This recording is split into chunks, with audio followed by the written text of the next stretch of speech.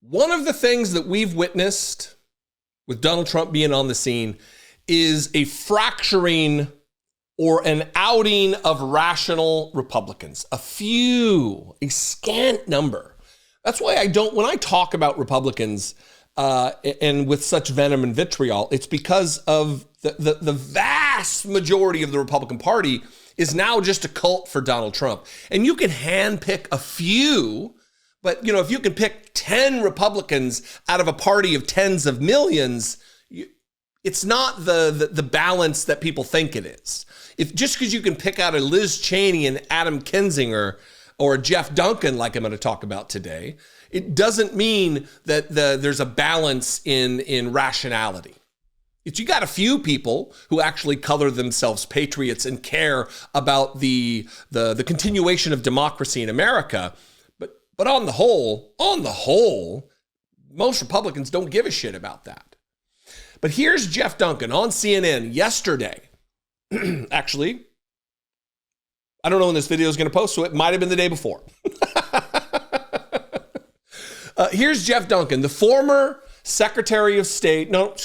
Lieutenant Governor of the state of Georgia, a Republican, a dyed-to-the-wool Republican, a conservative. This is not a rhino. This is just a man who witnessed the attempt to overthrow the United States government by overturning a free and fair election in his state. He witnessed it. He was there. He says it in this clip. I was there for the phone call when Donald Trump was trying to just find me 11,780 votes. That's all I need, and I will have won the state. He was there for that. And he was there for the death threats against him. And the person he's talking to is a Republican trying to make excuses for Donald Trump like they all do. And Geoff Duncan ain't having it. He puts this guy right in his place because he was there. His family's lives were put in danger, and he's not here for it. So watch this. But I think what Geoff is also talking about is that Donald Trump has actually done a really big thing to try to undermine democracy, which is to claim falsely that he won the last election and to urge his supporters to basically riot at the Capitol. I sat in the front row of that conversation in Georgia. I sat there. I know Brad Raffensperger. I talk to Brad Raffensperger and Gabe Sterling every day. I talk to Governor Kemp. I watched the lies come. I listened to the death threats come into my family. I watched guards outside my house, outside my office, all because I was a Republican and I wouldn't lie like Donald Trump did about the election being rigged. Every issue you raised were absolute issues: the border, inflation, foreign policy. All those are important. I wish we were having those exact conversations as Republicans and we were able to own those conversations. But instead, we have a flawed candidate who tried to usurp democracy, and now he's trying to fake his way back into the front door. He was a fake Republican for the first 4 years, and he'd be a dangerous fake Republican the next 4 years. Well, look, I'll just say this. What happened to your family shouldn't happen to anybody in this country. And as I've said... it could be solved in 1 second. If Donald Trump picked up a microphone, instead of calling names, if he sent out a press release and said, stop, don't do it on my behalf or under my name. He's had 4 years to do it, and he hasn't done it once. And he's not wrong. And he's not wrong. And he's not a liberal. He's not a Democrat. This is a man who just gave credibility to the talking points about inflation and the border and foreign policy. This is a Republican. And he's right. All Donald Trump would have to do, because he has that Svengali-like control over the audience, he could shoot somebody on Fifth Avenue and he wouldn't lose a single voter. All he has to do is do not do violence in my name. Absolutely not. It is un-American. It is antithetical to what we believe as Republicans. We are the party of law and order. He doesn't do that, though.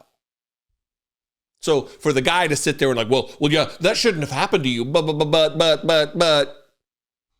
yeah, period. It shouldn't have happened, because it is Donald Trump's fault. It is on him.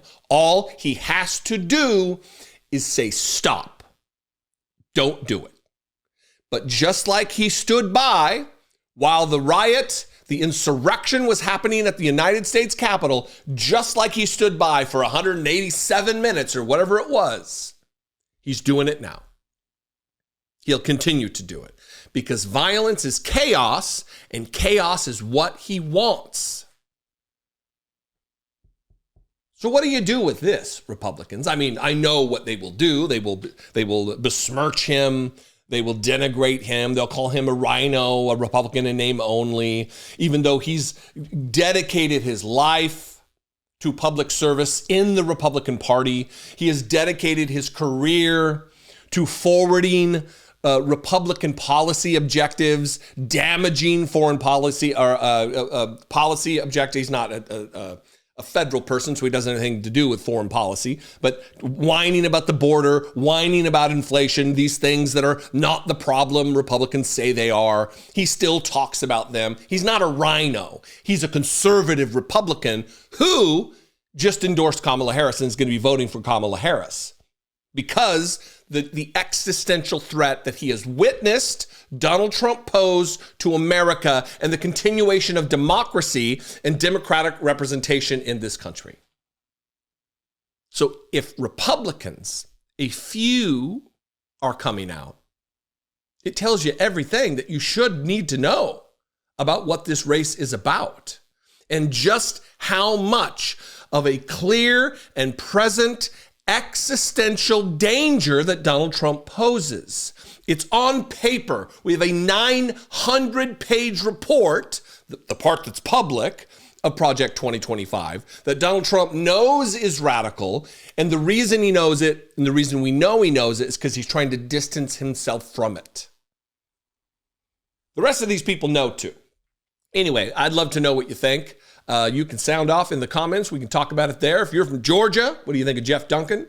If you're a Republican, I care less about what you think, but I welcome your input as well. You can also leave me a voicemail, 714-576-4054.